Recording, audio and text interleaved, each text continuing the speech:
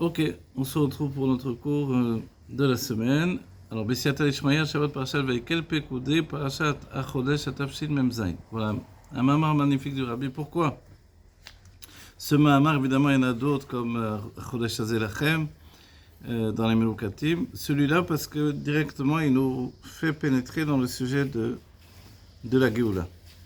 Voilà. Le sujet de la Géoula, qu'est-ce que c'est ? La Géoula, c'est un moment charnière du peuple juif. Et ce moment charnière du peuple juif, alors, il nous entraîne vers ce que l'on attend tellement, la Géoula Mitiv Hashlema. Mais la Géoula Mitiv Hashlema, comment elle est vécue dans l'historique de la Torah et comment elle est vécue dans l'historique même des sages depuis la Gemara. Voilà, Bessiata Ishmael, Shabbat Parashat Vaikel Pekoudé, Parashat Achodesh, Kaf et Adar Tafshin Lamed E. Voilà, Maman de Rabbi dans les Melukatim. Achodesh Azelachem, Rosh Chodashim. Ce mois-ci sera pour vous la tête des mois. Évidemment, plusieurs mamarim avec ce même Dibur Amatril. Veitaba Midrash, et le Midrash nous rapporte. Pardon, on va parler tout de suite. On va dire tout de suite quel est le sujet du Mahama. C'est le sujet de la Géoula. À savoir, quand vient la Géoula. Et ce qui est en amont même du sujet de la Géoula, puisque la Géoula a été annoncée depuis le début finalement de la création du monde, quand vraiment le monde a été créé. Donc sur ces deux points-là, on peut dire que c'est un point de bascule. De la même manière que le monde a été créé dans une optique particulière, la Géoula vient avec une optique particulière. Voilà. Donc ce mois-ci sera pour vous la tête des mois, Gomer. Veitaba Midrash, le Midrash nous rapporte. Voilà, tout de suite, le Rabbi, évidemment, il y a toujours les Marem Mekomot, Yitkut Shimoni. Uva bepirush Rashi, Resh Parashat Bereshit. Amar Rabbi Yitzchak, lo היה צריך להתחיל את התורה אלא מהחודש הזה לכם. Donc le Midrash nous dit la Torah n'aurait dû commencer que par ce mois-ci. Je te rappelle, on fait le premier Rashi, on s'étonne de voir. C'est une question légitime de se dire, bon, je ne comprends pas pourquoi Rashi, au lieu de me répondre à la question fondamentale de la création du monde, ou même pas sous la forme d'une question, mais les questions viennent de manière naturelle. Bereshit, bara Elokim, et Hashemayim, et Haaretz. On a beaucoup de questions. Ok ? Évidemment pas est-ce que c'est Dieu qui a créé le monde, non, mais pourquoi l'agencement de la Torah de cette manière-là, etc. Et puis, au lieu de commencer à pénétrer dans le sujet même, puisque Rashi est censé, selon ses propres dires, expliquer le pshat de la Torah, le sens simple. Donc ici, c'est vrai que le sens simple, il est lui-même, on va dire, subjugué par le sujet, quoi. Le sujet de ce sens simple, il ne peut pas être si simple que ça, puisqu'on parle de création du monde. Donc on parle de Dieu au moment où il est seul, on dit Rekaboré, dans ces situations où il est seul dans son univers à lui, et puis il va avancer d'un pas vers la création. Un pas effectif, ce qui est rapporté dans la Torah comme Bereshit bara Elokim et Hashemayim et Haaretz, Baruch she'amar v'yaya olam, béni celui qui a dit et le monde a été. Okay?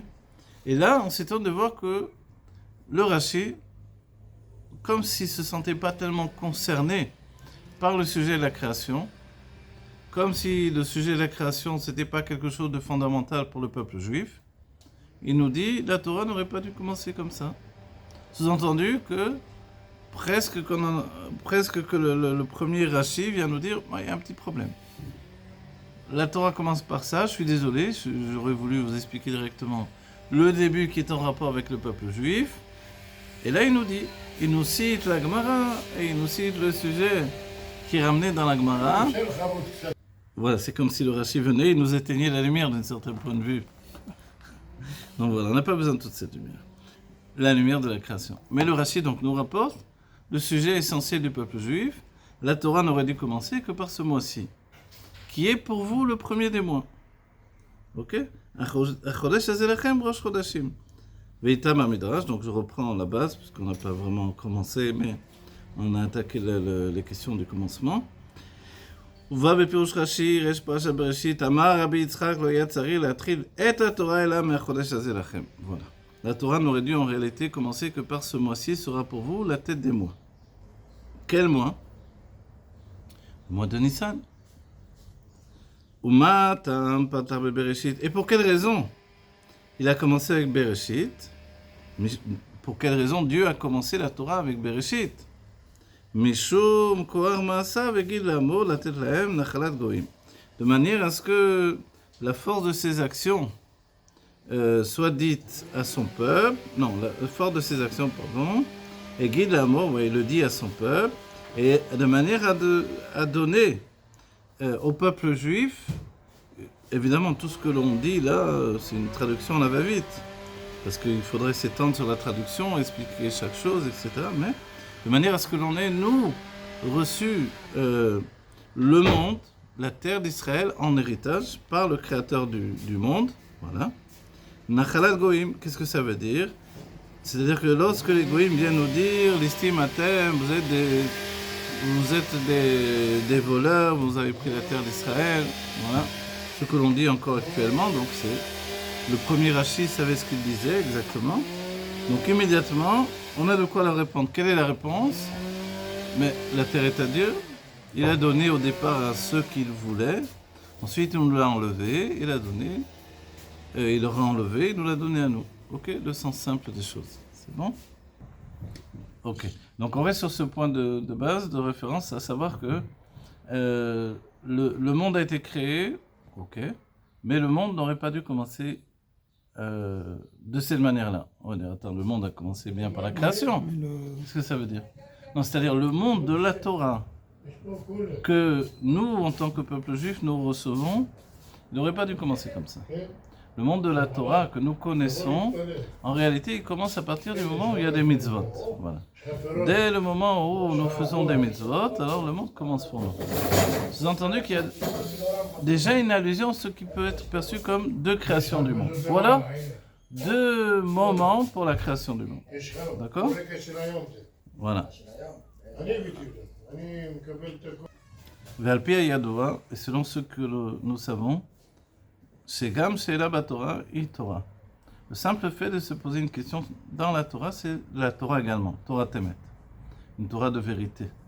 Yesh lomar, Dezeh she'itava Midrash, le fait que le Midrash a rapporté, dans ces notions, on prend en compte que c'est une Torah Temet, she'atchala Batorah haya tzarich liot bechodesh hazeh lachem, que le commencement de la Torah aurait dû être à partir de ce mois-ci sera pour vous, c'est-à-dire le mois de Nissan.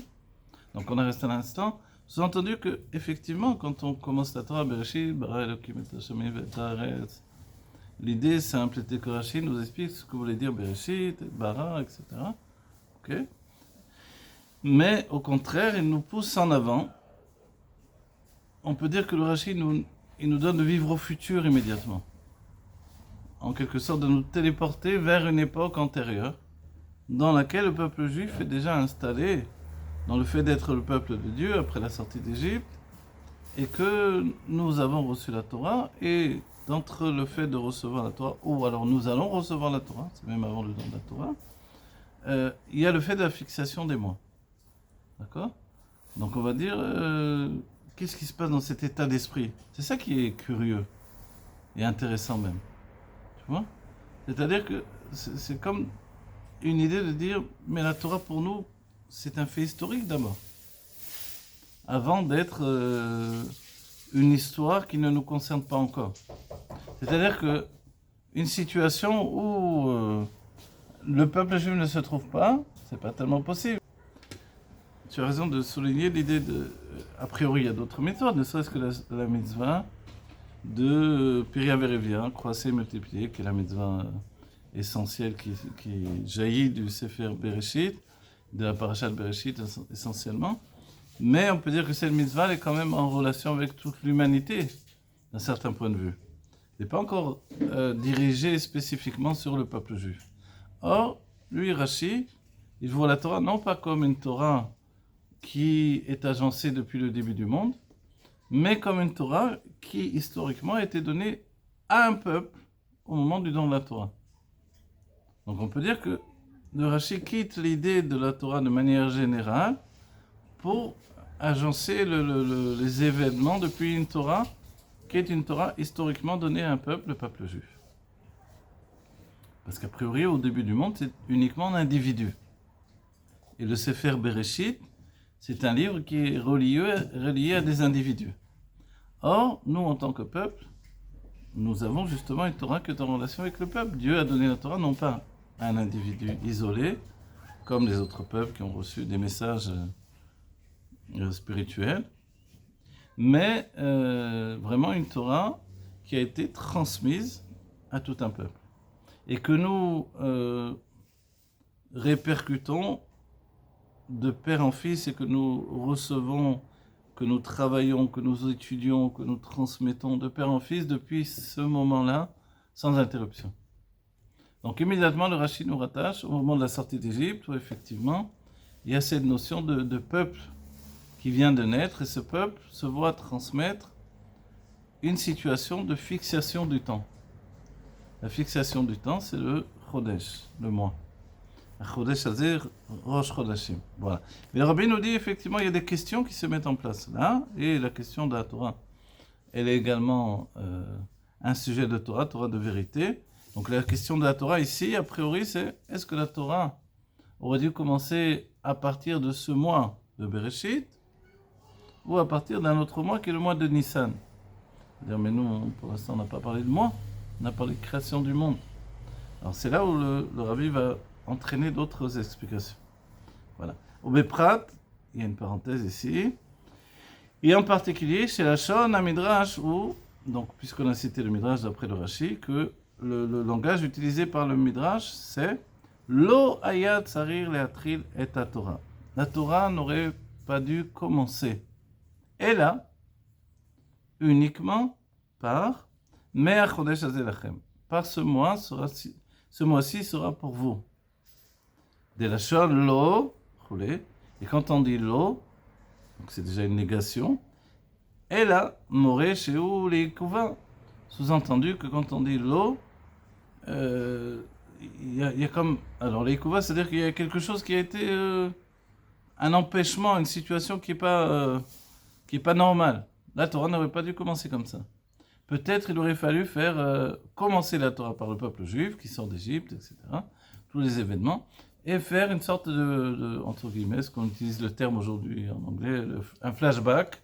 Dire en fait, voilà, la Torah, Dieu aurait très bien pu écrire les choses comme ça, c'est vrai. Mon cher Rabbeinu nous aurait raconté, Dieu a créé le monde au commencement, il y avait le premier homme, etc. Mais tout ça se serait organisé autour d'un peuple. Lequel peuple, dans un mois précis, qui est le mois de Nissan, a reçu la Torah. Alors on va dire, mais la Torah n'a pas été donnée en Nissan, c'est vrai. Mais le peuple lui-même, il se voit transmettre déjà cette première mitzvah, qui est la mitzvah du décompte du mois. La fixation du calendrier juif. On va dire, bon, c'est pas très très clair quand même tout ça, mais on va voir. Tout ce qui est le plus important ici pour le Rabbi, par rapport à nous et par rapport au Rashi, c'est que le Rashi vient prendre un point de bascule. Il y avait un philosophe grec, c'était un philosophe ou pas, je ne sais plus, je me rappelle plus, qui disait « Donnez-moi un levier et je ferai basculer le monde ». Tu connais ça, ce sujet? Avec un levier, on fait basculer le monde. Évidemment, ce n'est pas uniquement physique. Donc ici, c'est un peu un levier qui vient faire basculer le monde. On dit, bon, tu ne veux pas laisser la Torah tranquille? Elle est comme ça, Dieu, il a voulu comme ça, non? Quand Moshe a écrit la Torah, puisque c'est la Torah de Moshe, en même temps que c'est la Torah de Dieu, alors un peu de respect, je veux dire. Comment ça se fait que le Rashi vient ici rapporter le Midrash, alors que le Midrash, a priori, rapporter un Midrash, quand on explique le sens simple de la Torah, c'est peut-être pas exactement ce qui est essentiel. Donc, finalement, au lieu de nous expliquer le texte, il vient fragiliser le texte. Il vient, je vais y rajouter un autre mot, presque, comment dire en français, discréditer. Tu vois? C'est-à-dire enlever toute la véracité du texte, puisqu'il le fait basculer et de nous dire, mais là, tu n'aurais pas dû commencer comme ça. Ah bon? Première nouvelle, comment elle aurait dû commencer? Mais Chodesh Hazeh Lachem, de ce mois-ci, sera pour vous. Ok. De la Shon Lo, et là, Moré Shehu Leikuva, ou Gam Aliba Demet. Et ça, cette vision, également, Aliba Demet. Alors, Aliba Demet, c'est-à-dire que dans la vérité de la Torah de vérité, sous-entendu même selon la Pnimiut Torah, on peut déjà mettre un point de... C'est pas qu'on doute évidemment de la Torah, comme on a dit, un point de bascule, c'est pas qu'on remet en question la manière dont Dieu a écrit la Torah, mais évidemment on se pose une question. Et c'est pour ça que le Rashi va citer ce midrash-là, qui met en avant que finalement la Torah commence dans cet ordre-là, pas par rapport au peuple juif, mais par rapport aux non-juifs. De manière à ce que l'on ait de quoi leur répondre et de quoi leur dire, voilà, en fait, Dieu a créé le monde, vous voyez bien, regardez le texte est là. Vous n'avez peut-être pas des preuves archéologiques, ok. L'archéologie vient contester beaucoup de choses par rapport à notre Torah. En même temps, elle découvre beaucoup de choses de plus en plus. Okay. Quand on pose les questions, j'ai entendu plus d'une fois ça, on me dit oui, en fait, la Torah, elle date, le texte de la Torah date du, je ne sais plus quel siècle. On dit pourquoi depuis quel siècle? Parce que l'hébreu, en fait, les gens, nombreux sont ceux qui pensent qu'au départ, on parlait en araméen, et après, tardivement, on a parlé en hébreu. Parce qu'ils disent que la langue première, c'était l'araméen. Alors non, pas du tout. Selon notre vision de la Torah, et tous les textes que l'on a, on vient de faire la Megillat Esther. La Megillat Esther est écrite en hébreu. C'est bien avant les périodes où on parlait déjà, tout le peuple juif parlait l'araméen. Donc alors on va dire, alors tous les textes qui ont précédé, les prophètes, etc., et puis le texte de la Torah lui-même, tout ça c'est en hébreu. Donc on a évidemment une dualité entre la foi et la science, ou la science de la découverte. L'archéologie, c'est une science basée sur la découverte. Ok. Bon, on voit qu'il y a des questions. Ces questions, elles se posent à la fois par rapport au monde et par rapport au peuple juif. Mais Dieu a décidé que la Torah serait dans cet ordre-là, de manière, si on va d'après le Rashi évidemment, de manière à ce que l'on ait un point de référence et un moyen de répondre aux non-juifs. Est-ce que vous avez la foi que Dieu a créé le monde? Donc, une grande partie des non-juifs vont dire oui. Bon, c'est les chrétiens, c'est des gens qui sont un peu les créationnistes, comme on dit dans les termes de science. Mais tous les autres, tous ceux qui vont d'après la théorie de l'évolution, alors réfutent tout ça.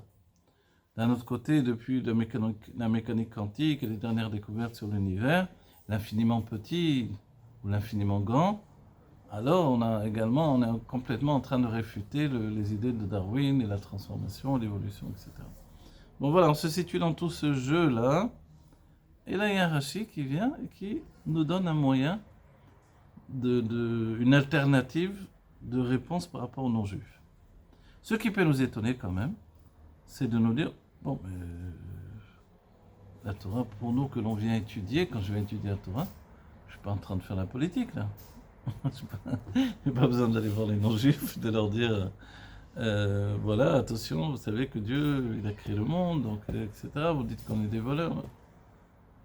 C'est-à-dire qu'on a presque l'impression que Rashi, en tant que partisan entre guillemets partisan, de l'idée de collectivité du peuple juif en tant que peuple, ça prend le dessus sur le fait de l'individu juif qui étudie la Torah.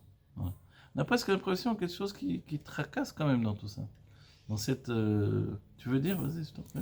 Non, mais il met quand même l'accent sur la possession de la terre d'Israël.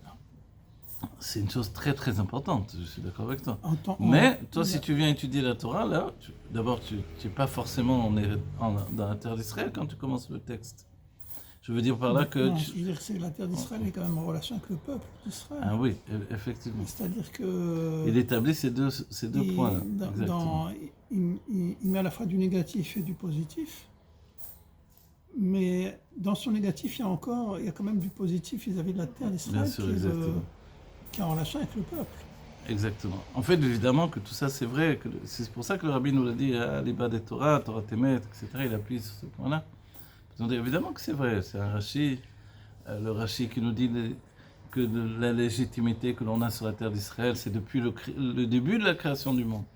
Puisque le maître du monde qui a créé le monde, donc a donné au départ, c'est vrai, aux Plishtim, qui n'ont rien à voir avec ce qu'on appelle aujourd'hui les Palestiniens, évidemment. Mais il a donné aux Plishtim la terre d'Israël, enfin d'abord aux 7 peuples qu'il y avait. Finalement, il l'aura enlevé, et puis il nous l'a donné à nous. Ok, donc tout ça c'est très bien. Mais il n'empêche qu'il y a lieu de poser des questions quand même.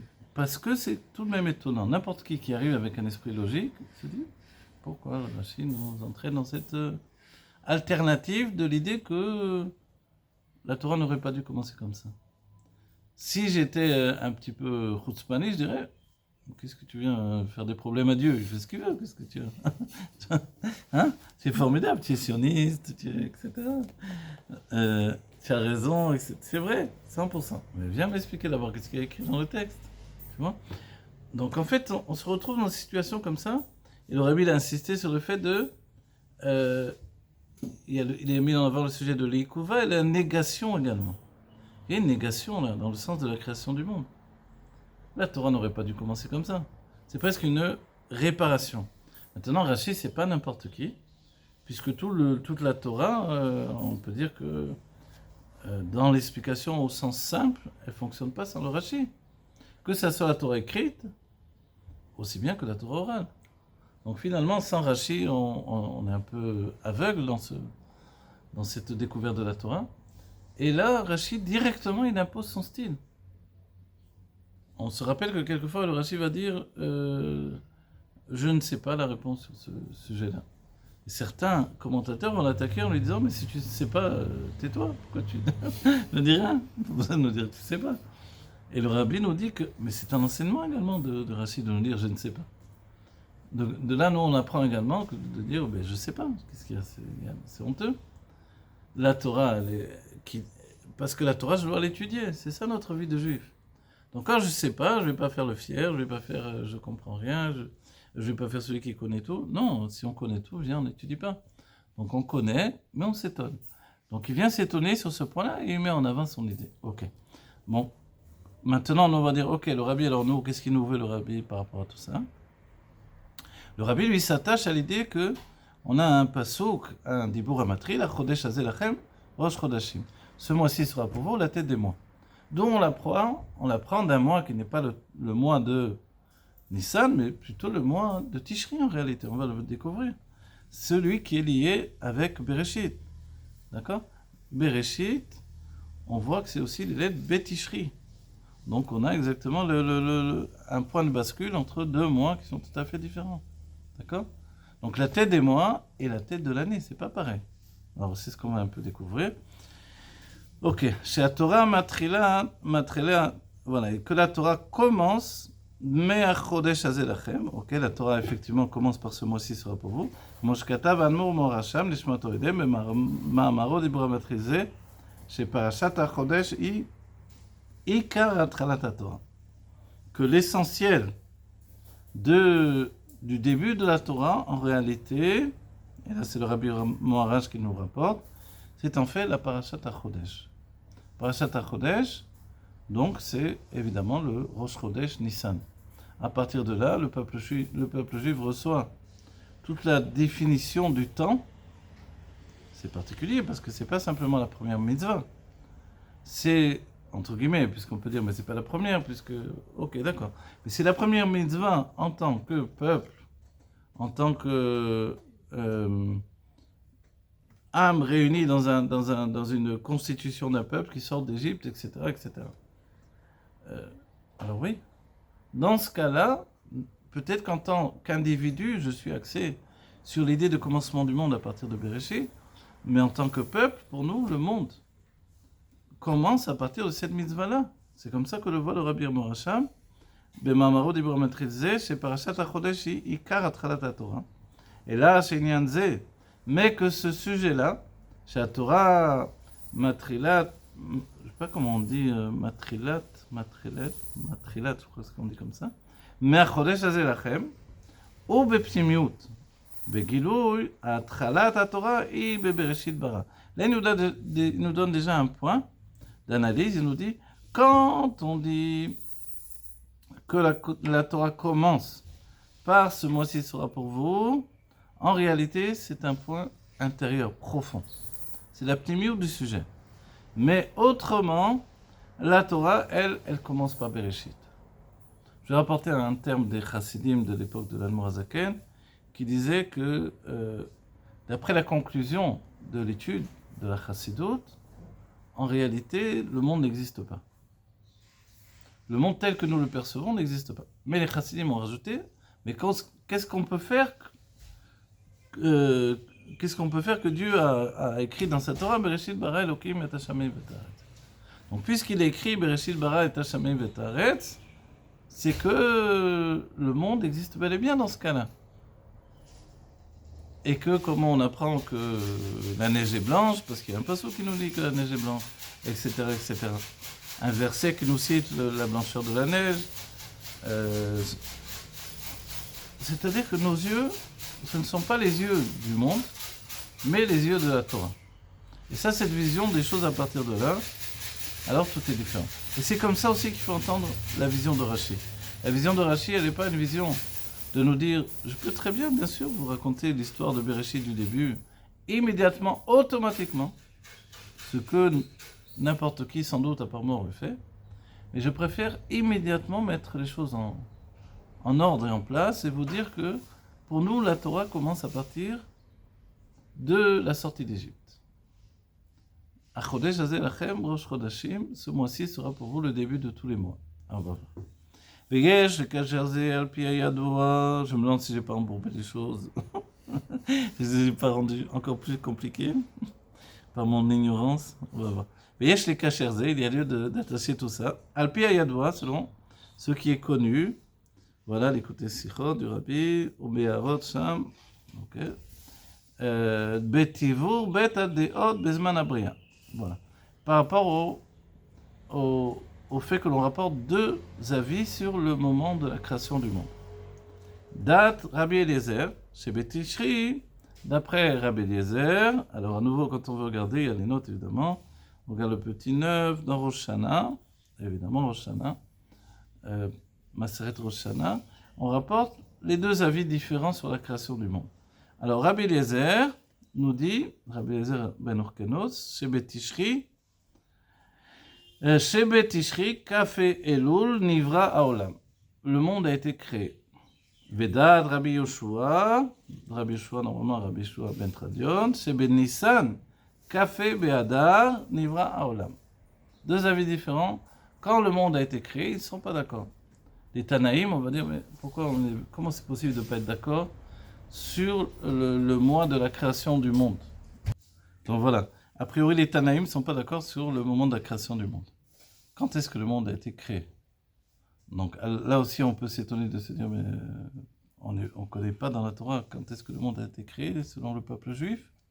Donc on voit que le même principe d'analyse de Rashi qui fait qu'il vient faire basculer le point de création du monde, on va dire, par rapport à notre conscience et notre étude de la Torah, se rapporte déjà dans l'idée même de création du monde, originellement. C'est-à-dire là, c'est encore plus complexe, puisqu'on parle vraiment de Bereshit. Donc quand est-ce qu'a été créé le monde qui commence dans la Torah par les paroles de Bereshit, bara Elokim et Hashamayim v'Taaretz, ok? Et là, alors on va dire, évidemment, là, tout à l'heure je t'ai cité, Aleph Betishri, c'est déjà de nous dire que, voilà, bien sûr, c'est Betishri, puisque le mot Bereshit, il inclut les lettres de Aleph Betishri à l'intérieur de lui. Oui, mais évidemment, mais ça, on vient l'expliquer après. Une fois qu'on sait que le monde est créé en Tishri. Mais est-ce que réellement le monde est créé en Tishri? Est-ce que c'est pas ça ce que voulait souligner le Rashi en nous disant Loya Tsari la Tri la Torah et là Me'achodesh Hazel Lachem? Est-ce que le Rashi ne voulait pas nous faire comprendre que, en réalité, peut-être qu'on peut penser différemment? Alors on peut se dire, mais Rashi, dans ce cas-là, il aurait dû rapporter directement du Tanaïm qui s'oppose sur l'idée de création du monde. Mais on voit donc que c'est vraiment souligné également chez les Tanaïm de nous donner de comprendre que ne prenez pas les choses de manière simple toujours. Et c'est-à-dire que même le Rashi lui-même qui vient nous expliquer le sens simple de la Torah, il nous fait comprendre qu'on ne peut pas absolument prendre la Torah d'une manière aussi simple que peut-être les non-juifs qui viennent étudier la Torah vont l'étudier. On va dire, mais pourquoi? C'est parce que nous avons reçu la Torah orale avant même d'avoir reçu la Torah écrite. Et là, à nouveau, je le dis, peut-être je me répète dans mes cours, mais c'est tellement important, c'est que finalement, la Torah écrite que nous avons n'a été écrite qu'avant l'entrée en Eretz Israël. Donc le Bereshit, bara Elokim et Hashamayim v'Taaretz, c'est presque qu'on n'était pas au courant finalement. ça ne nous concernait pas trop. Donc ce qui nous a réellement concernés, c'était immédiatement le Chodesh Hazeh Lachem Rosh Chodashim, c'est-à-dire historiquement, le premier mois qui était le mois de la sortie d'Égypte, ça c'est historiquement en rapport avec tout le peuple juif, directement. Tandis que le fait de la Torah qui annonce la création du monde, ça viendra plus tard. Donc on se rend compte que vraiment, Rashi, il n'est pas anodin, il n'est pas juste comme ça parce qu'il a une préférence en tant que fervent de l'identité du peuple juif. On se rappelle que Rashi, c'est lui qui nous dit que Nasi adore ou Kechol adore, que le prince de la génération est comme toute la génération. Donc il a cette idée c'est parce qu'il y a une génération, il y a un peuple qui est un prince de la génération. Comme on a étudié dans le Mahamar Tetzavé, que le rabbi nous a dit que Rosh Bnei Israël, la tête du peuple juif, et quand Moshe nous dit ça dans le Passouk, il nous dit que Shesh Meot Raglei Ha'am, 600 000, non j'ai dit Shesh Meot là, 600, Shesh Meot Elef Raglei Ha'am, 600 000 pieds du peuple, Vanochi Betocham, et moi je suis au milieu d'eux. Alors cette annonce-là, le Rashi l'a traduit par son empreinte personnelle en nous disant que la génération, c'est le prince de la génération. Alors, un instant, je m'arrête, je me dis, mais en fait, la Torah, elle n'est pas une Torah de Pshat, finalement. Parce que même le maître du Pshat, qui est Rashi, du sens simple, il vient nous déstabiliser dans notre idée de Pshat, le sens simple vraiment de la Torah. Non, le sens simple, c'est pas le sens simple. Pourquoi ? S'il n'y avait qu'une Torah écrite, comme l'analyse qui peut être faite par un non-juif qui ne connaît pas toute la Torah orale, alors évidemment, il écrit ça et c'est tout. Pas besoin d'autre chose, je sais lire ce qui est écrit. Très bien. Mais quand tu vis avec deux niveaux dans la Torah écrite, mais la Torah orale, sans laquelle la Torah écrite n'est qu'un texte, le Zohar dira Pshat, c'est Tipesh aussi. Une histoire, le Zohar dit, on aurait pu écrire une histoire beaucoup plus belle que ça. Surtout quand on rentre dans les descriptions du Mishkan, etc. Alors au niveau histoire, si on fait un film comme ça, combien tu vas raconter déjà. Encore tu racontes ça, stop, les gens vont s'ennuyer dans la salle. Si c'est un film comme ça, les gens vont partir, ça va pas faire un grand succès. Au début c'était intriguant, toutes les histoires de Adam Arishon, et après de Moshe Rabbeinu, et avant ça il y avait Yosef avec ses frères. Ok, c'est passionnant. Et ensuite, non, on commence à s'embourber dans les détails. Donc tu peux pas faire une histoire comme ça. Donc, quel est le sens de cette histoire ? Donc le Zohar nous dit non, ne prends pas la Torah pour un livre d'histoire. Hein ? Donc, c'est quoi alors la Torah ? La Torah, c'est que chaque sujet, chaque passouk, chaque événement, on dira même chaque lettre en vérité, c'est ce qu'a fait Rabbi Akiva. Et ensuite, il va donner les otiot Rabbi Akiva où il explique chaque lettre de la Torah. Chaque lettre, finalement, des Chavbet otiot, qui sont utilisées par la Torah en hébreu originel de la Torah, tout peut être analysé. C'est ça la Torah orale qui devient un texte de base de la Torah écrite en fait. Parce que ça aussi, ça avait été écrit à une certaine époque également. Voilà. Ok, donc finalement les sages sont en marloquette, Rabbi Eliezer, Rabbi Yoshua, sur le fait de savoir à quel moment la Torah crée le monde finalement. Je le dis de cette manière-là parce que finalement c'est cette optique-là. Voilà. Immédiatement le rabbi nous rapporte lui-même ça finalement. Que le sujet même d'analyse sur le début du monde, il est le point fondamental de la décision de Rashi.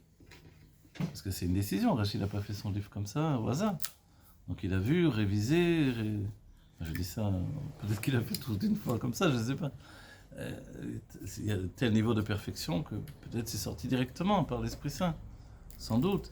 Mais en même temps, c'est certain qu'il a révisé son livre, qu'il a réfléchi, qu'il s'est dit est-ce que je vais vraiment réellement commencer par ce commencement-là, etc. Même si c'est pas comme ça, il y a bien une idée que il s'est dit les lecteurs vont se demander pourquoi il rapporte ça maintenant, au lieu de nous rapporter l'explication de Bereshit bara Elokim et Hashem et Haaretz. Donc le rabbi lui-même, qui reprend ce sujet-là, comme tous les rabbis, puisque chaque rabbi travaille dans une idée de tradition. C'est quoi la tradition chez Chabad? C'est qu'on ne rapporte un enseignement que si déjà il a été rapporté précédemment. Tout est moins dans les Ma'amarim, d'accord? Dans les Sichot, c'est plus libre, mais dans les Ma'amarim, il y a, on va dire, le chidouche est dans la formulation, dans l'explication, dans l'agencement même des... Quoique, quelquefois, l'agencement il est exactement le même. Pour s'en apercevoir, il faut faire, moi je l'ai fait quelquefois, avant je le faisais souvent, de prendre un même Mahamar avec l'Admor HaZaken, ou même tu peux remonter en amont, retrouver chez le Baal Shem Tov, le Maggid, ensuite en tout cas dans la Chassidut Chabad, l'Admor HaZaken, l'Admor Emsaï, c'est le même Dibur HaMatri, la même parole qui commence le Mahamar, par exemple, à Chodesh HaZelachem, et tu vois les différences. Les différences, c'est à la fois les similitudes, et quelquefois c'est vraiment extrêmement près. Il y a des Mamarim de Purim, voilà, là-dedans on a étudié par rapport à... Il y a le Mamar de Kibel HaYehudi, celui de Rabbi Réa, celui de Rabbi... Quelquefois, c'est à quelques mots près de différence. Mais ces mots de différence, c'est vraiment une autre génération. Ça, c'est extraordinaire. Voilà. Donc ici, quand le Rabbi analyse ça d'après tous les Rebbeim, on va dire, c'est pas comme ça, le Rabbi dit, tiens, je vais parler de ça, de cette manière-là. Non, c'est comme une tradition de nous amener de comprendre le sujet de cette manière-là. D'accord? Donc moi, d'un certain point de vue, je veux que l'on prenne conscience que c'est pas juste comme ça, on étudie comme je te pose. Non, il y a effectivement un fondement d'explication qui est profond et qui touche notre judaïsme sur l'entité du peuple juif par rapport à toute la Torah. Est-ce que je dois vivre la Torah comme un livre qui nous dévore tout entier, où Dieu est le maître du monde uniquement, ou est-ce que je dois lire la Torah en l'idée que nous sommes shutaf avec Akadosh Baruch Hu. Nous sommes associés avec Akadosh Baruch Hu dans la création du monde et dans l'étude de la Torah. Alors c'est différent. Rashi met en avant l'idée que nous sommes shutaf. Nous sommes des associés avec Dieu dans l'étude de la Torah. C'est pas juste un héritage et je reçois ça et c'est tout. Tais-toi, écoute, puisqu'on a dit Naaseh Nishma. Non, le Nishma, c'est que nous devons comprendre. Et pour comprendre, je suis prêt à réfuter toute la Torah de manière à comprendre toute la Torah. Donc d'un certain point de vue, le Rashi nous le donne à comprendre immédiatement. Il réfute même l'ordonnance de la Torah, quand il met ce point de bascule de nous dire, mais attends, on n'aurait pas dû commencer comme ça la Torah. On aurait dû commencer par le Sefer Shemot, c'est ce qu'il est en train de dire, et ensuite revenir en arrière peut-être pour annoncer ça, ou d'une manière ou autre d'expliquer les choses différemment. Donc, voilà. Et là du coup, le Rabbi nous ramène, et ça c'est une construction d'explication, le fait que les Tanaïm avaient une machloket sur le moment de la création du monde. Et après ça va aboutir également sur le sujet de la venue de la Géoula. Ok. Donc Rabbi Yoshua, lui, il a dit que c'est Benissan, tandis que Rabbi Eliezer a dit c'est Betishri. Tishri, on dit on comprend, puisque je t'ai cité le Aleph Betishri, Bereshit, facile. Celui qui a retenu ça une fois dans sa vie, il dit oh, c'est facile, ça y est. Mais Nissan, alors il faut aller vers le Rashi. Si tu n'as pas le Rashi, sur quoi tu t'appuies pour dire Nissan? Mais oui, mais Rabbi Yoshua, lui, il était un Tana, il était bien avant le Rashi, qui est au Moyen-Âge. Ah. Donc alors, on va dire, alors il se base sur quoi? Sur les paroles qui sont rapportées dans le Midrash. Oui, mais les Midrashim, c'était fait à cette époque des Tanaïm également. Ah, d'accord. Donc finalement, tout le monde est d'accord que c'est pas aussi simple que ça. Tu vois? Alors voilà. Au moins ça, on a mis en place. Ok. Donc quand le monde a été créé, en Tishri ou en Nissan? La question reste posée.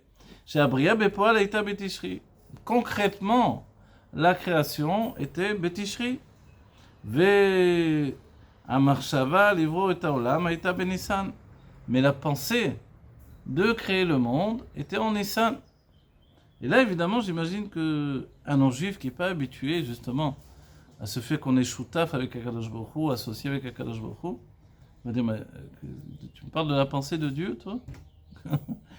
Il y a de dire, mais qui tu es pour parler de la pensée de Dieu? Qu'est-ce que tu en sais, toi? Dieu, il a créé donc le monde en Tishri, mais en réalité, dans sa pensée, il a pensé créer le monde en Nissan. D'où tu sais, toi, il t'a envoyé... C'est écrit dans la Torah quelque part? Comment tu es au courant? Là, on se rend compte que la Torah écrite sans la Torah orale, c'est c'est le désert du Sinaï, quoi. C'est-à-dire, on est dans le vague total. Alors, on va voir. Alors, si on cherche le Makor, le 12, on regarde ici. Re'e, ok. On va essayer de trouver une... Alors, Shara Kavanot Inyan.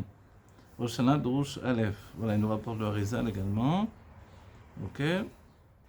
Bon, et après, si on lit le côté Sichot. Alors, Ve'alpi Ayadoa, Shamar Shava et Aptimiot. Donc, l'idée, elle est simple. Elle est simple. Selon le Hari, il y a un fondement qu'on va retrouver chez les Nessiador, donc évidemment chez les Rébim également. C'est le fait de dire qu'il n'y a pas vraiment de machloket chez les sages. Le Rabbi en a fait presque un peu ce qu'on dit un fer de lance. On le voit déjà chez le Hari. Le Hari, c'est flagrant, il utilise ce système-là, de dire que quand deux Tanaïm s'affrontent, c'est un affrontement là, sur un point essentiel, on va dire la création, quand le monde a été créé, en Tishri ou en Nissan.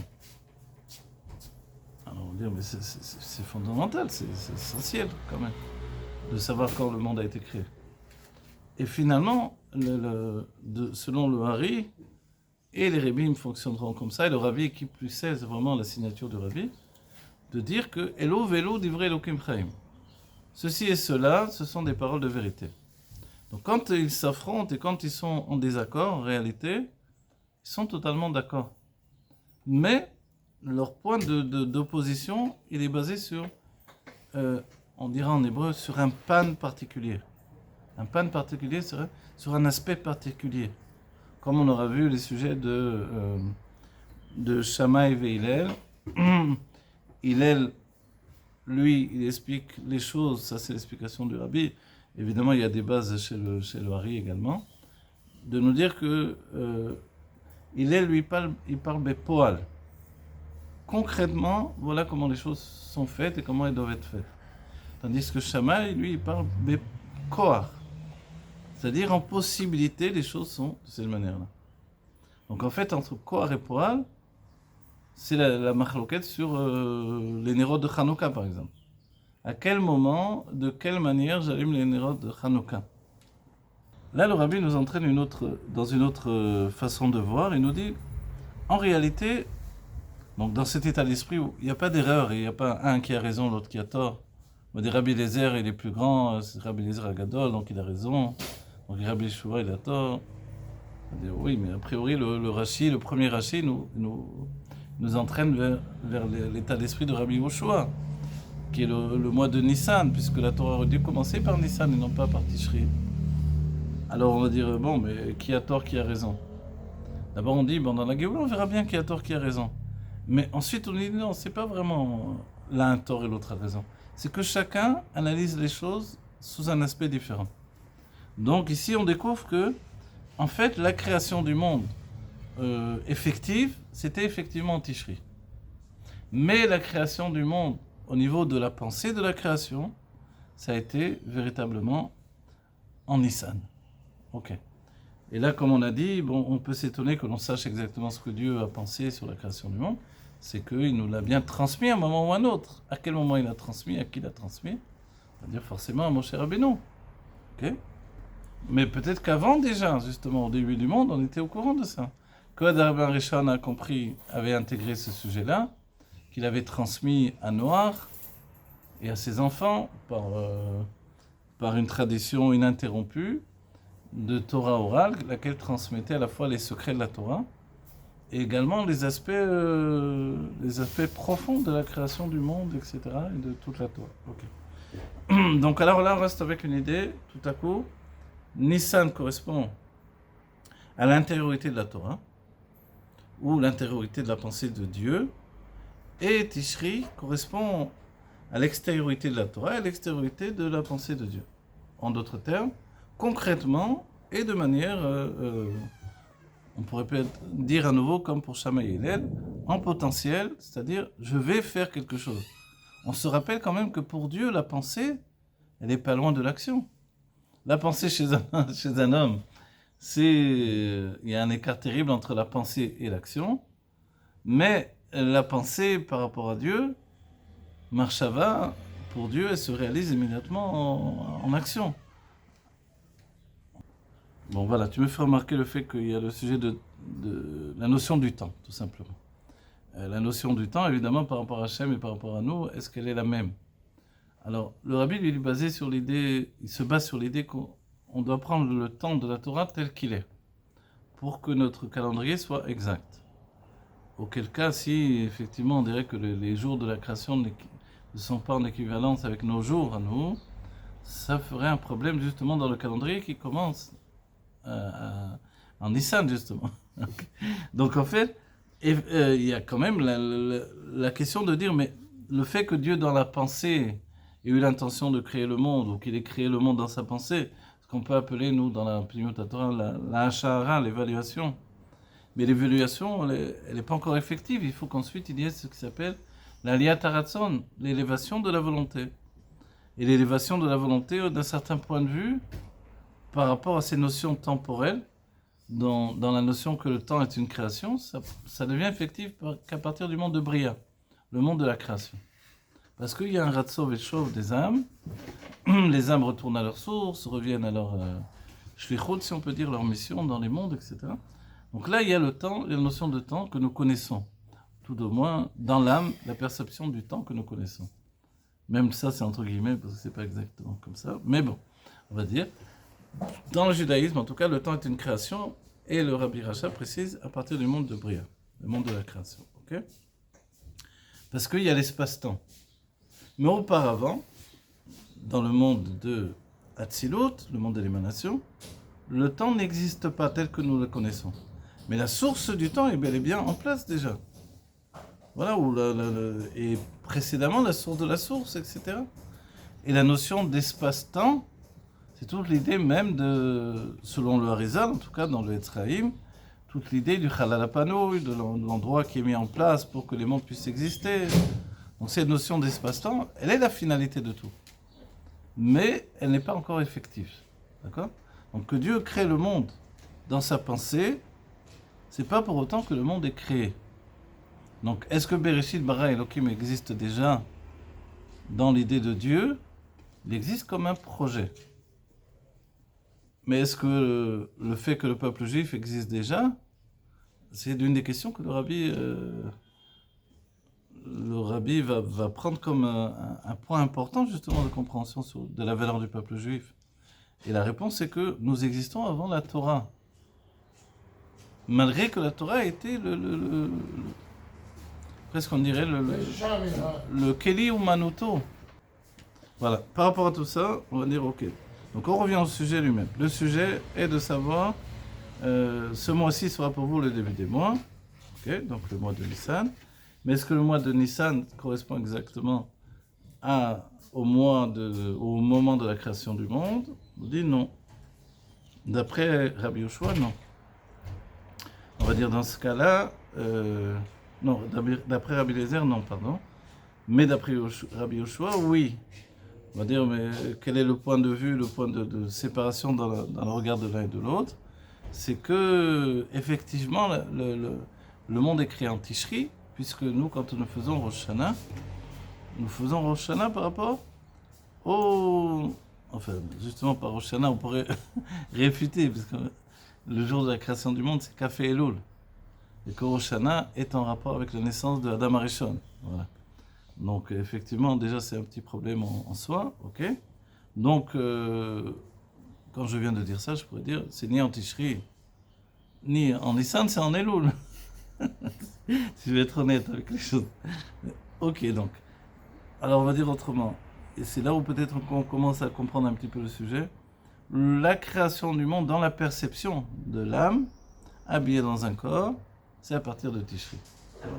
L'âme qui n'est pas dans un corps, forcément, il y a lieu de dire que, alors c'est autrement. Et dans cet autrement, on peut rajouter, c'est en Nissan. Tant que l'âme n'est pas habillée dans un corps, elle a conscience que la création du monde, c'est justement dans la pensée de Dieu, au moment de Nissan. Et puisque Dieu doit raccorder sa pensée profonde avec une pensée effective qui va agir sur notre comportement dans l'année juive, alors il va organiser que, à partir de la création du premier homme, le monde va commencer, c'est-à-dire la création du monde dans Tishri. Alors on va voir un peu plus, on va voir maintenant, on va laisser parler le rabbi plus que je ne l'ai fait moi-même. Comme l'on sait que la pensée, c'est ce qui est l'intériorité. Akavana ve'atachlit. Donc l'intériorité, ça veut dire l'intention profonde, le tachlit, la finalité, c'est ça. C'est, quand j'ai une pensée, je veux exécuter cette pensée, je veux exécuter ce pourquoi j'entraîne les choses à se réaliser. Shel asiya, shel achareya, shel achareya machshava. C'est-à-dire que la pensée, elle a une idée précise et que l'action concrète qui va venir ensuite, elle ne vient que concrétiser la pensée. Nimsa, she'abriya bepoal, she'aita betishri, et achitzoniyut d'abriya. C'est-à-dire que la pensée, concrètement, qui était dans le mois de Tishri, alors, elle n'est que l'extériorité de la création. Donc là, on apprend qu'il y a une création intérieure, profonde, et une création chitzonite, superficielle. Donc la Torah commence par la création superficielle, le monde au côté effectif des choses, mais c'est vrai que quand on prend les livres de Kabbalah, et puis la Chassidut qui plus est, on apprend que non. Quand on nous dit Baruch Shama Vaya Olam, béni soit celui qui a dit le monde a été créé, le Rabbi Rachab dans le Samerva par exemple, il nous dit mais on est tout juste au moment d'Asara Surot Agnozot. C'est-à-dire on vient de sortir de la Shahara, de l'évaluation de Dieu par rapport à la création du monde. Et quand Dieu dit, finalement, c'est ce qui est en place, c'est le mivné, la construction des 10 sphérotes, qui va être le modèle de construction de tous les mondes à venir. Donc, on va dire, alors, quel rapport avec Bereshit? Bereshit ne parle pas de ça du tout. Alors après, il faudra prendre les livres comme le Sefer Yetzirah, et avec les Mefarshim, avec les commentateurs, et, le Hari lui-même, et puis le Rambam, etc., pour se rendre compte, et le Ravad également, pour se rendre compte que tout ça, c'est pas si simple. Que dans le texte de Bereshit est inclus tout ce qui a précédé, mais évidemment, ce n'est qu'une allusion, puisque la plupart ne savent pas du tout que ce Bereshit est en relation avec ce qui a précédé. Et selon la Torah Kabbalah, même le premier homme n'existe pas comme un premier homme dans son aspect matériel immédiatement. Il existe d'abord dans son aspect spirituel. Dans le monde de Bria, dans le monde de Yetzira, ensuite dans le monde de Asiya. C'est bien que la question est posée dans l'écouté Torah du Harizal, qui est l'homme qui a fauté, comme si c'était 3 hommes différents. Bien qu'on pourrait dire la tête dans le monde de Bria, le cœur et les sentiments dans le monde de Yetzira, et l'action dans le monde de Asiya. Et là, on se pose des questions, donc c'est comme si un homme est écartelé en 3 situations. Évidemment, ça fait référence également au niveau de notre âme, Nefesh, War, Neshama, lesquels se trouvent dans des mondes différents. Ou le fait que, quand nous-mêmes, dans la Tfila, on passe par des niveaux d'élévation constants, donc Baruch She'amar, on bascule, on quitte le monde de Asiya, on rentre dans le monde de Yetzira, et quand on arrive à Ishtaba, on rentre dans le monde de Bria. Ok, et quand on arrive au moment de la Mida, on est déjà dans Atzilut, dans Zeranpin et la Malchut d'Atzilut. Ok, donc on va dire, comment je peux monter ces mondes-là sans m'en apercevoir réellement? Chez les Sfaradim, c'est écrit dans les Sidurim. Ok, nous on l'apprend pas, ça dépend de ceux qui ont l'habitude de l'étudier ou non. Mais est-ce qu'on le vit dans la Tfila? La plupart d'entre nous, on le vit pas dans la Tfila. On veut dire en quoi c'est primordial de savoir ces choses-là. D'après l'idée du Zohar, ce serait de nous dire, si tu veux continuer à être un âne toute ta vie, continue. Le Zohar, il est un peu tranchant comme ça. Personne ne veut rien te demander. Un âne, c'est le sens de chomer, de chamor, enfermé dans la matière. Continue, il n'y a pas de problème. Mais si tu veux comprendre un petit peu pourquoi finalement il y a eu une lutte dans l'idée, pourquoi les chassidim ont changé le chumash, ont changé le chumash entre guillemets, le sido, pardon, ont changé le sido et qu'ils ont pris un sido sfarad d'après le Hari, parce que justement ça se basait sur la construction du monde d'après tous les livres du Hari qui expliquaient la construction du monde essentiellement, le Etzraïm, etc. Ok, on va dire alors quoi? Mais alors, est-ce que je vis une vie intérieure profonde ou une vie extérieure? On va dire c'est important. Alors là, quand je reviens au Tanaïm, je me rends compte que oui. Parce que si je vis une vie seulement extérieure, j'ai pas besoin que Rabbi Yoshua vienne m'expliquer que le monde a été créé en Nissan. Parce qu'immédiatement, on va tous lui tomber dessus et dire « Excuse-moi, mais sur quoi tu te bases? On sait tous que le monde est créé en Tishri. » Et que ça correspond à notre Rosh Hashanah, qui correspond à la création de l'homme. Donc auparavant, alors c'est vrai, on a opposé l'idée de dire qu'à Elul, finalement, le monde est créé, non pas à la Tishri, etc. Bon, mais Kitsour, c'est quand même dans les eaux de Tishri, à proximité des fêtes de Tishri, non pas les fêtes de Nissan que l'on va approcher bientôt, là. Alors, et là, on rentre dans l'idée de Pnimiut et Chetzoniut.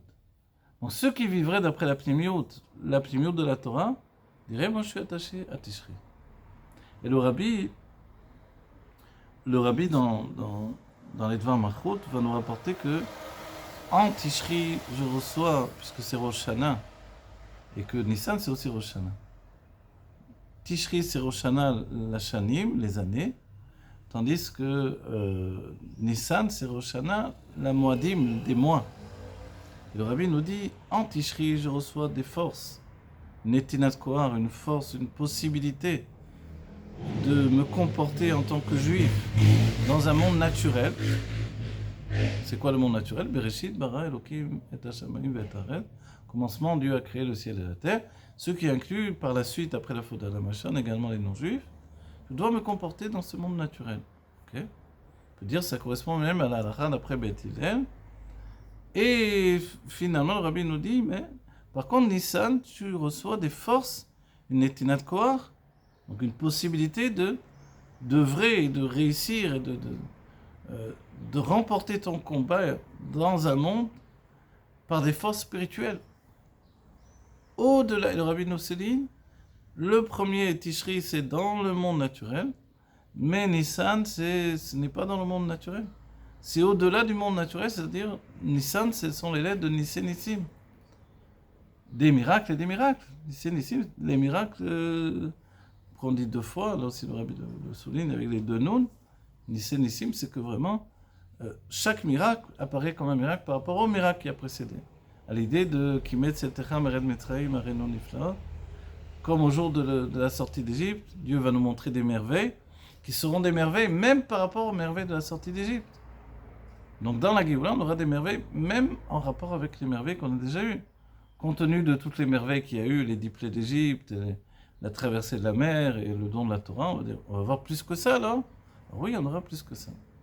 Même si Matan Torah, on a eu qu'une seule fois. Il n'y aura pas un second Matan Torah. Mais par contre, Torah Chadasha Mititetse, de moi sortira une nouvelle Torah. On dit voilà, il y a quand même un passo, quelque chose. On dit oui, mais ça veut dire qu'il y aura une introspection de la Torah tellement profonde que ça nous apparaîtra comme une nouvelle Torah. Le cerveau juif va commencer à fonctionner. Le Rabbi dit on a utilisé le Aleph, on va commencer à utiliser Bet, puis Aleph Bet, et puis Gimel, etc. Et puis le cerveau va pas s'arrêter. Voilà. On va avoir bien plus qu'un ordinateur quantique dans notre tête. Voilà. Ok. Donc, Upnimut Abriya, Aïta ben Nissan. Ve'alerazé ou benogé la'atralat Torah. Et par rapport à ça, c'est également par rapport au commencement de la Torah.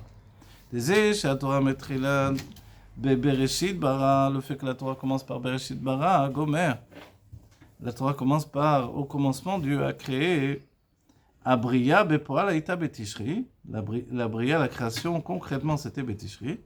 Ou Bechitzoniyut. Ça, c'est le côté extérieur des choses. Aval bepnimiut atralat haTorah hi hachodesh hazeh lachem shekael rosh chodesh Nissan. Mais l'intériorité de la Torah, c'est ce mois-ci sera pour vous la tête des mois. Donc on va dire comme une signature déjà là, en terminant la première hôte du Mahama, on peut dire que le Rabbi nous dit que le Rashi nous entraîne vers l'intériorité de la Torah. Ceux qui démontrent que le sens simple de la Torah, c'est pas forcément l'extériorité ou le côté superficiel de la Torah. Comme l'a laissé présager même le Zohar en disant que Tipesh et Pshat, c'est les mêmes lettres. Tipesh qui veut dire un peu idiot. Mais, alors on va dire, ok, donc le Rashi, c'est plus que ce qu'on a pu penser. Donc il ne vient pas se placer comme un commentateur du sens simple uniquement. On pourrait rajouter de dire, c'est-à-dire que Rashi, il a son état d'esprit. Il a déjà son argumentaire, il a déjà sa manière de voir les choses. Presque on pourrait se dire, c'est comme si après avoir écrit tout le commentaire de toute la Torah, peut-être que Rashi ensuite est venu et a commencé la Torah d'une manière tout à fait différente. Entre guillemets, on pourrait presque penser comme ça. Sans te dire, maintenant qu'il a expliqué toute la Torah, il est à même de nous dire, écoutez, la Torah c'est merveilleux qu'elle commence comme ça, mais en réalité, elle n'aurait pas dû commencer. Par Bereshit bara Elokim et Hashamayim v'Haaretz, ce qui n'est pas l'aspect d'une Torah intérieure et profonde, mais Achodesh Hazeh Lachem Rosh Chodashim. Une Torah profonde qui commencerait par le mois de Nissan. Voilà. C'est un peu ce que le Rabbi nous donne de comprendre par rapport au premier Rashi de la Torah. Voilà, on va terminer ces premières hôtes comme ça, parce qu'évidemment c'est un maître là, tout le monde pose des questions. Ok, on termine cette première hôte. Alors ce qu'on a vu évidemment, c'est on est resté sur beaucoup de questions et en même temps une approche. Cette approche, elle est essentielle. D'abord comprendre que la Torah, c'est pas le texte que l'on lit, de comprendre que tout ce qui nous apparaît comme une évidence, c'est pas aussi évident. Et c'est vrai que quand on aborde le sujet du moi qui nous est donné comme un moi d'identification en tant que peuple, et on se souvient qu'en sortant d'Égypte, ce sont toutes les âmes qui sont sorties d'Égypte, ça c'est d'après la Pnimiut Torah, d'après la Kabbalah, le Zohar, même si tous les corps ne sont pas sortis d'Égypte, mais toutes ces âmes-là sont des âmes générales qui portent avec elles toutes les âmes à venir, lesquelles, par exemple, dans Inyana Shel Torah Chassidut, la Sikha du Rabbi, sur le Tétrislev, alors là-bas il nous dit de 600 000 âmes, de chacune des 600 000 âmes vont sortir 600 000 netzotzot, étincelles. De chaque une étincelle, c'est une âme aussi, qui d'une certaine manière est aussi générale, mais pas aussi générale que la première. Et de ces 600 000 étincelles vont sortir à chaque fois 600 000, jusqu'à voir toutes les âmes de tous les temps. Donc on comprend bien que ce moment-là, il est spécifique. Il appartient au peuple juif en tant qu'entité, pas simplement spirituelle, mais au sein de la matière du monde. Mais tout on va dire, tout le danger de ce monde matériel, c'est de s'y introduire en perdant la relation avec les mondes spirituels. Et là, on comprend que la même chose pour la création du monde. On ne peut pas uniquement avoir la notion de création du monde telle qu'elle, mais avoir une idée que la création du monde, elle a toujours deux aspects. L'intériorité et l'extériorité, à l'idée même que l'on voit dans les sphirotes comme le Keter, ou toutes les sphirotes en vérité, l'intériorité du Keter, l'extériorité du Keter, Ariranpin, Atikyomin. Dans Tikyomin, il y a l'intériorité de l'intériorité, comme Recha de Loyada. Donc on voit que la Torah, elle est construite depuis l'infiniment grand, l'infiniment petit, de ce qui nous apparaît comme le plus extérieur au plus intérieur, et que finalement le texte de la Torah lui-même, il résume tout ça, et ensuite on vient rajouter notre introspection. Naasé, c'est aussi de recevoir le texte de la Torah tel qu'il est, et Nishma, en le respectant, et Nishma, c'est de le comprendre en argumentant et en venant confronter ce texte de la Torah à tout ce qui est on va dire le bon sens du peuple juif et l'étude qui nous a donné de comprendre les choses de plus en plus profondément. Et là, quand on dit ça, évidemment, quand on parle de Rashi, alors là, on se rend compte que cet homme qui va expliquer toute la Torah écrite et la Torah chez Baal Pé avec le Talmud, Yerushalmi, Bavli, donc on se rend compte que forcément, il n'y a pas de Rashi sans ce moment de la sortie d'Égypte, et sans ce premier mois qui est Chodesh Hazeh Lachem, qui est ce premier mois qui nous identifie en tant que peuple, et ce peuple qui reçoit la mitzvah fondamentale de fixer un calendrier. Le premier des mois, il est vraiment un mois de Nissan Nissim. Voilà, que nous on est la Géoula Métivah Shlema, Teref Mian Mamash, que ce mois de Nissan on soit déjà depuis longtemps dans la Géoula et Mitzvah Shlema. Merci. Merci, Rav.